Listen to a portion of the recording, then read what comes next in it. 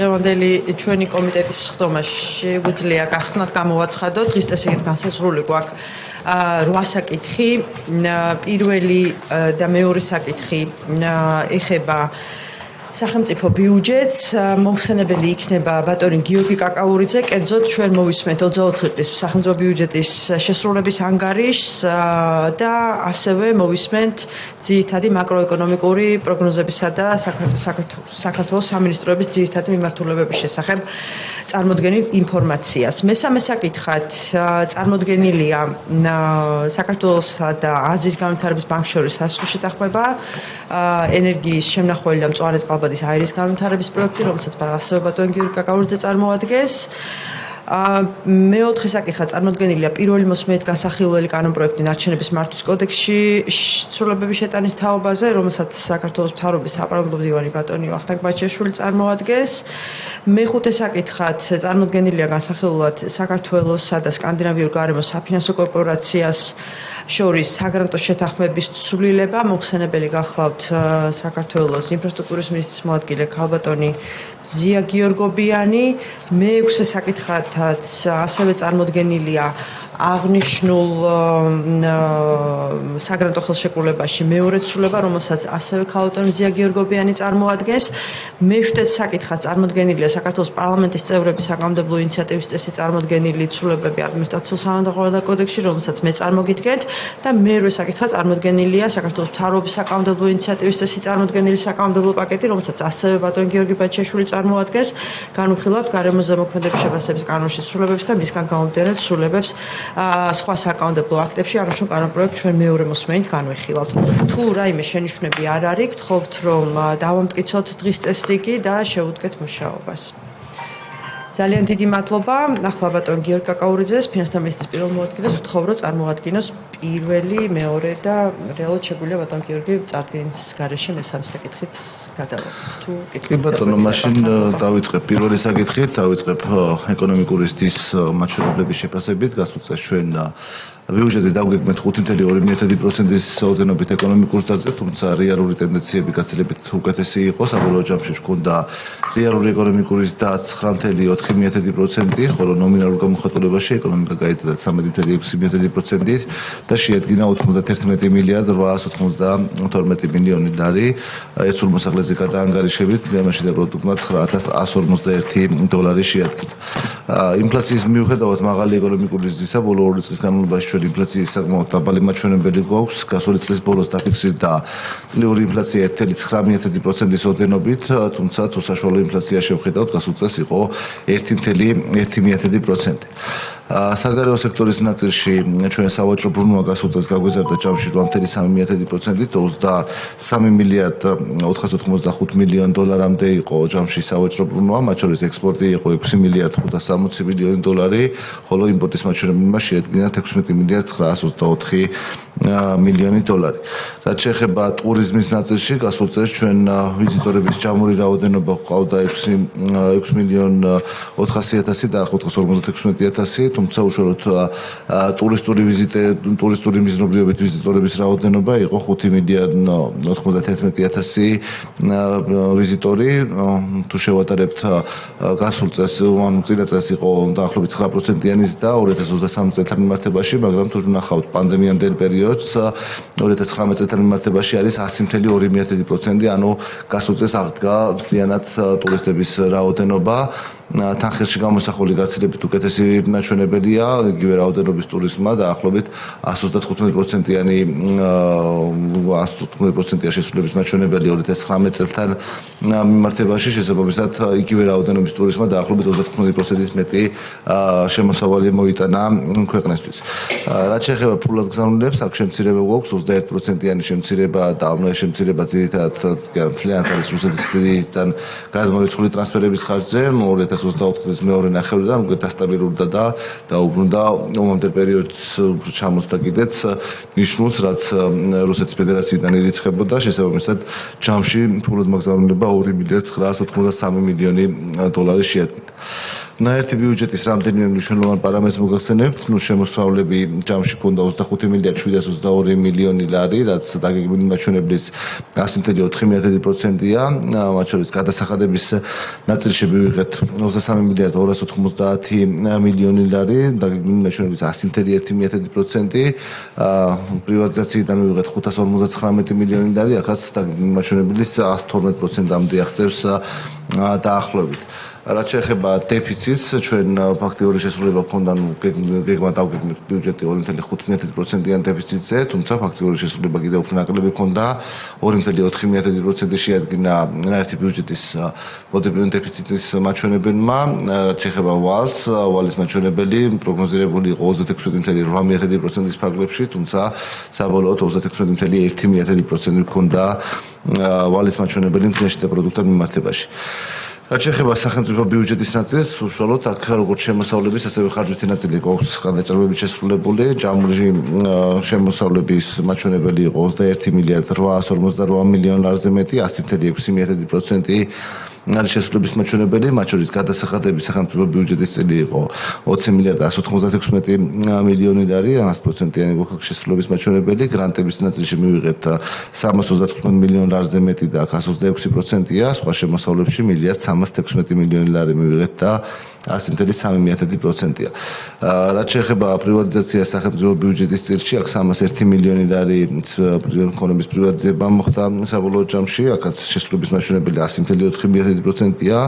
სესხების დაბრუნების სახით მივიღეთ 354 მილიონ ლარზე მეტი და აქ თითქმის 115%-ია შესრულების მაჩვენებელი. რაც შეეხება ვალების ნაწილს, გასულ წელს ჩვენ საშინაო ფასიანი ქაღალდების ემისიით მიღებული თანხამ შეადგინა მილიარდ 521 მილიონი ლარი, მილიარდ 411 მილიონი ლარი იყო უკვე საინვესტიციო კრედიტების ათვისების მაჩვენებელი, ხოლო ბიუჯეტის მხარდაჭერილი კრედიტები იყო 327 მილიონი ლარი. რაც შეეხება ბიუჯეტის ხარჯვით ნაწილს, აქ ვალების დაფარვასაც მოგახსენებთ, მომსახურება დაფარვა გასაგარეო ვალებზე გასულ წელს მიმართეთ მილიარდ 957 მილიონი ლარი, ხოლო საშინაო ვალდებულებებზე 794 მილიონი ლარი.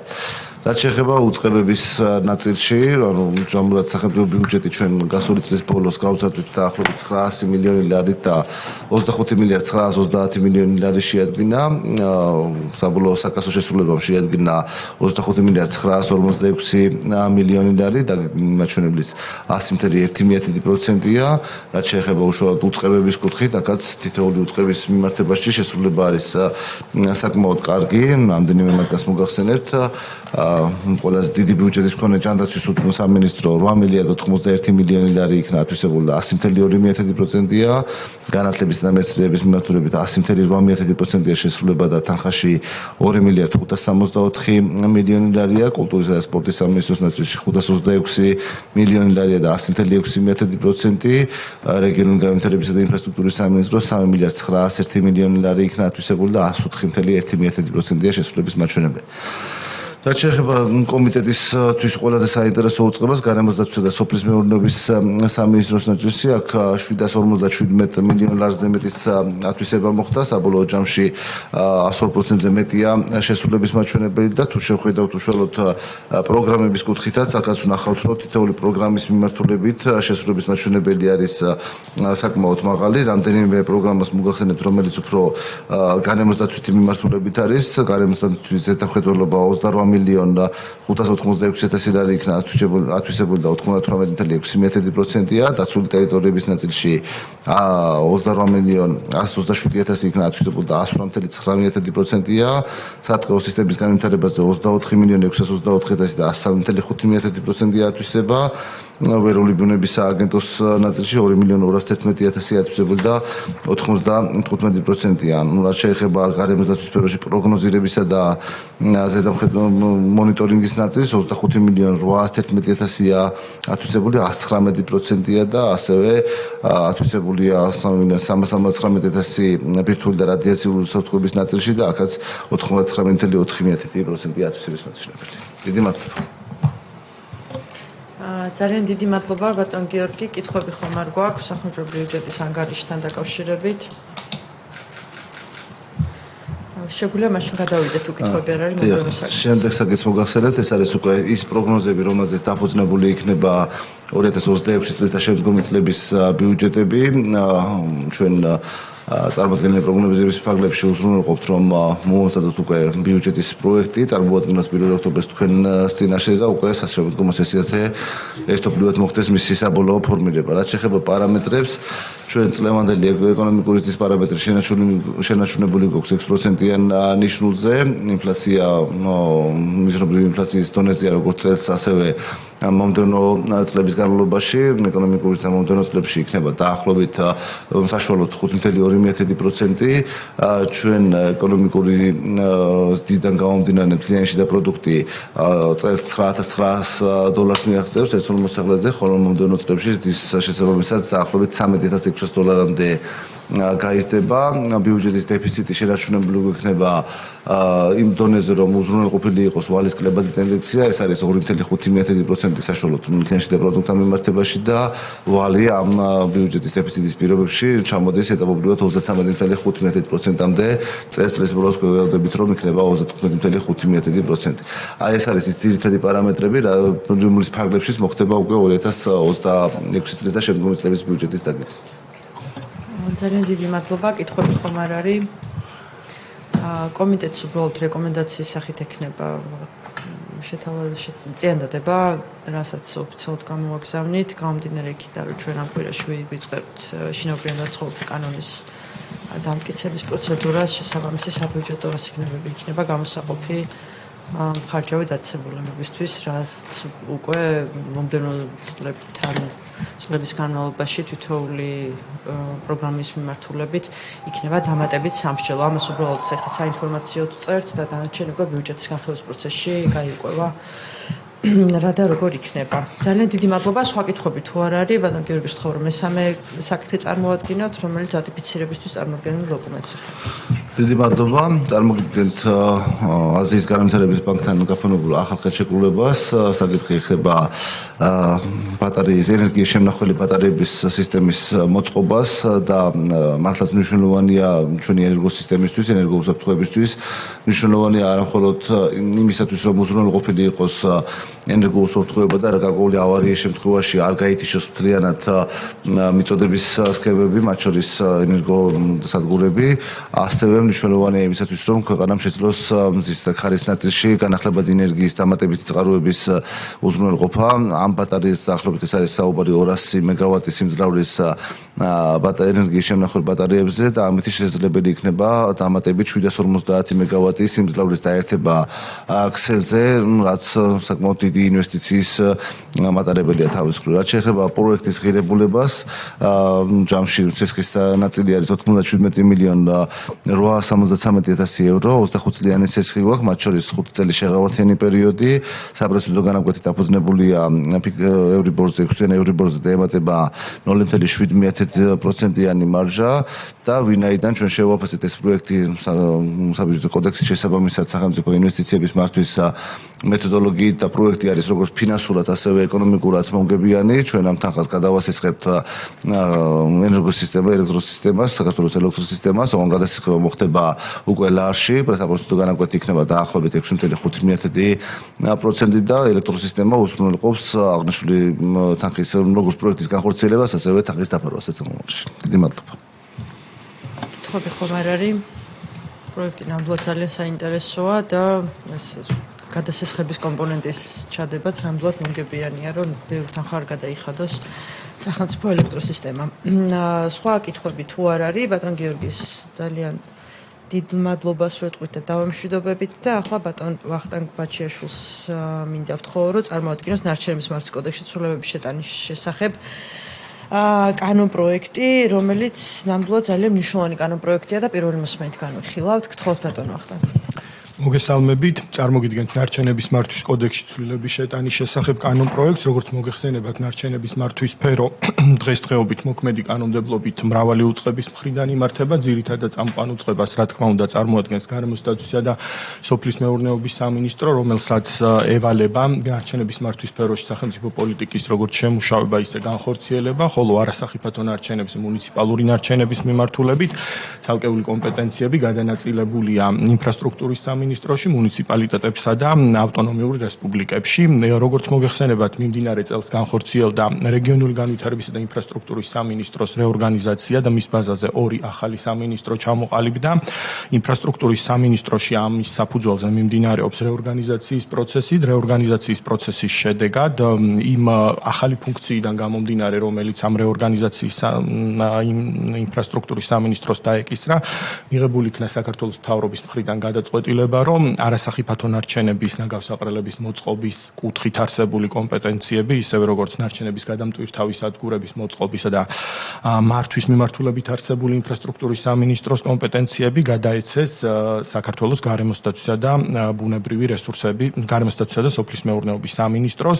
აღნიშნული სამინისტრო პრაქტიკულად გახდება უკვე აღმასრულებელი ხელისუფლების მთავარი ორგანო ნარჩენების მართვის მიმართულებით, იქნება ინფრასტრუქტურის სამინისტროს უფლება-მონაცვლე, როგორც მიმდინარე კომპეტენციის ნაწილში, ისე წლიური საბიუჯეტო კოდექსით გათვალისწინებული შესაბამისი პროგრამული კოდის ხარჯვის ნაწილში და მიმართულებით. ასევე მოგახსენებთ, რომ ეს რეორგანიზაციის პროცესი ინფრასტრუქტურის სამინისტროში უკვე დასრულების ეტაპზეა და მნიშვნელოვანია, რომ ერთიანად რეორგანიზაციის შედეგად ეს სამინისტრო შეუდგეს უკვე ფუნქციების განხორციელებას ძალიან მალე, აი ამ უფლებამოსილების გარეშე, ამიტომ საქართველოს მთავრობის მხრიდან არის შემოთავაზებული თხოვნა და წინადადება, რომ ეს პროექტი დაჩქარებული წესით იქნეს განხილული.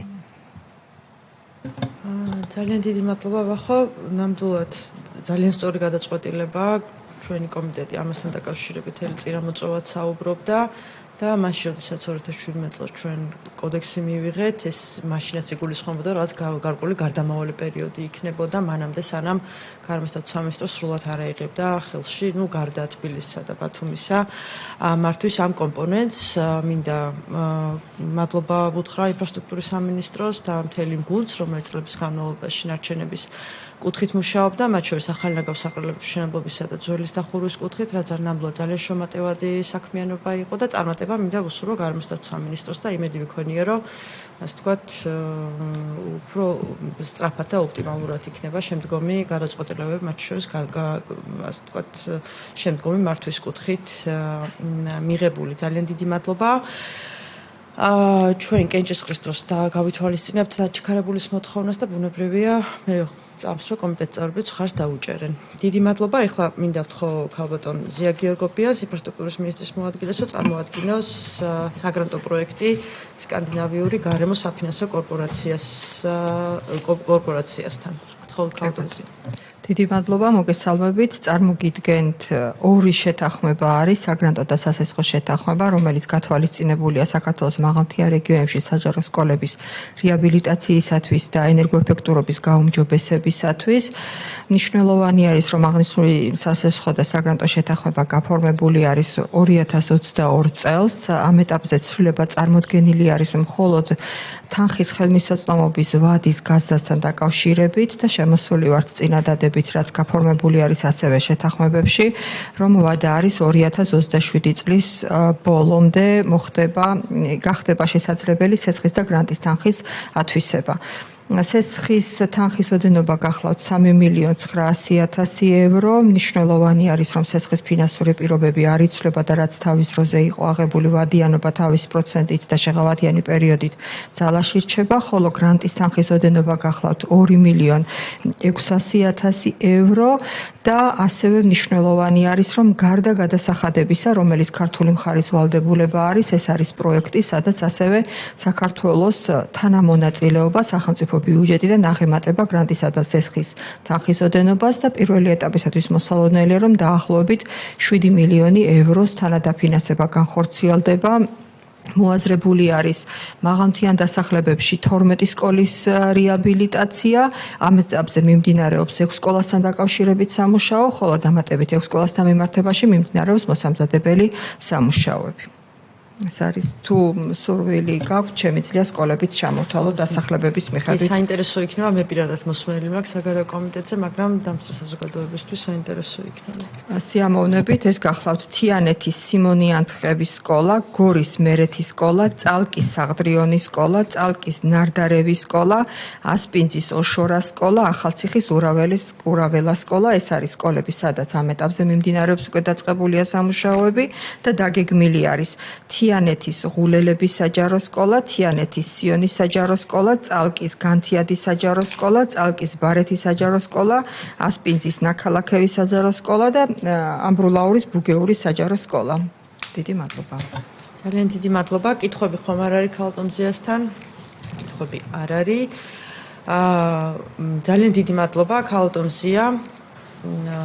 საკითხების წარმოდგენისთვის ქალტომზია მეხუთე და მეექვსე საკითხი ერთად წარმოადგინა, როგორც სასესხო ასევე საგრანტო ნაწილში. ასე რომ ამით ამ საკითხების განხილვა ამოწურულია. გადავდივართ მეშვიდე საკითხზე, რომელიც როგორც უკვე მოგახსენეთ, მე წარმოგიდგენთ, ეს არის საქართველოს პარლამენტის წევრების საკანონმდებლო ინიციატივის წესით წარმოდგენილი ცვლილებები ადმინისტრაციულ სამადაღვადა კოდექსში. შეგახსენებთ, რომ ჩვენ მე-10 წლის პარლამენტში დავიწყეთ შინაობიან და ცხოველთა კანონპროექტის საკანონმდებლო პაკეტის განხილვა, რომელსაც თამდევი კანონპროექტი ჰქონდა ადმინისტრაციულ სამადაღვადა კოდექსი. აღნიშნული კანონპროექტის საკანონმდებლო პაკეტის საკომიტეტო მოსმენებზე განხილვის შემდგომ დაინიცირა საქართველოს პარლამენტში ცვლილებების შესყიდვების კანონმდებლობა, რამაც გამოიწვია თამდევი ცვლილებები ადმინისტრაციულ სამადაღვადა კოდექსში და ასე თქვა წინ გაუსწრო შინაობიან და ცხოველთა კანონის თამდევ ადმინისტრაციულ სამადაღვადა კოდექსს. ამიტომ სამართლებრივი ტექნიკის თვალსაზრისით ჩვენ მოგვიწია დამატებით დაინიცირება ცვლილებების ადმინისტრაციულ სამადაღვადა კოდექსში, რომ ის მუხლები, რომელიც შინაობიანთა კანონით იყო გათვალისწინებული, იქნეს ჰარმონიზირებული მიმდინარე საკანონმდებლო პროცესთან და არ გამოგვჩეს იურიდიული ტექნიკის თვალსაზრისით. სულ ეს არის, ანუ მთლიანად ტექნიკური ხასიათის ცვლილება, შესაბამისობაში მოდის უკვე დაინიცირებულ და მიღებულ კანონთან აღნიშნული კანონპროექტი. თუ რაიმე კითხვები გაქვთ? კითხვები არ არის. ძალიან დიდი მადლობა და გადავიდეთ დღის წესრიგით განსაზღვრულ ბოლო საკითხზე. ეს არის მეორე მოსმენით განსახილველი გარემოს ზემოქმედების შეფასების შესახებ საკანონმდებლო პაკეტი, რომელიც 10-ზე მეტი თამდევი კანონპროექტით არის წარმოდგენილი. მას მეორე მოსმენით წარმოგვიდგენს ბატონი ვახტანგ ბაჩიაშვილი. შეგახსენებთ, რომ პირველ მოსმენასთან დაკავშირებით მიუხედავად იმისა, რომ კანონპროექტზე ჩვენ სამინისტროსთან დიდი დროის განმავლობაში მუშაობდით, მაინც იყო გარკვეული შენიშვნები დანართებთან მიმართებით, რაზეც ვიმუშავეთ ჩვენ მთავრობის კანცელარიასთან და სამინისტროსთან ერთად და პრინციპში ამოვწურეთ ყველა ის შენიშვნები, რაც იყო კომიტეტის მხრიდან პირველი მოსმენით წარმოდგენილი. დიდი მადლობა მინდა უთხრა სამინისტროსაც, ბატონ ვახტანგსაც უშუალოდ და ყველა იმ ადამიანს აპარატიდან, რომელიც ჩართული იყო პროცესში. ახლა ბატონ ვახტანგს ვთხოვ, რომ წარმოგვიდგინოს კანონპროექტი მეორე მოსმენით. მადლობა. გარემოს დაცვის შეფასების კოდექსში, როგორც თქვენ აღნიშნეთ, ეს ცვლილებები ემსახურება გარემოს ზემოქმედების შეფასების პროცესში გამოვლენილი გარკვეული ტიპის პრობლემების აღმოფხვრას, ისე რომ რასაკვირველია არ დაზიანდეს ძირითადი მიზანი, რაც გარემოს დაცვით ნორმების დაცვას და შენარჩუნებას უკავშირდება ბიზნეს საქმიანობის განმახორციელებელი სუბიექტების მხრიდან. ამ სულისკვეთებით იქნა უკვე დამუშავებული თქვენთან თანამშრომლობით, თქვენი აპარატის თანამშრომლობთან თანამშრომლობით აღნიშნული კანონპროექტი და საკანონმდებლო პაკეტი და არის მასში ცალკეული ცვლილებები, რასაც საჭიროების შემთხვევაში მუხლობრივი განხილვის დროს წარმოგიდგენთ.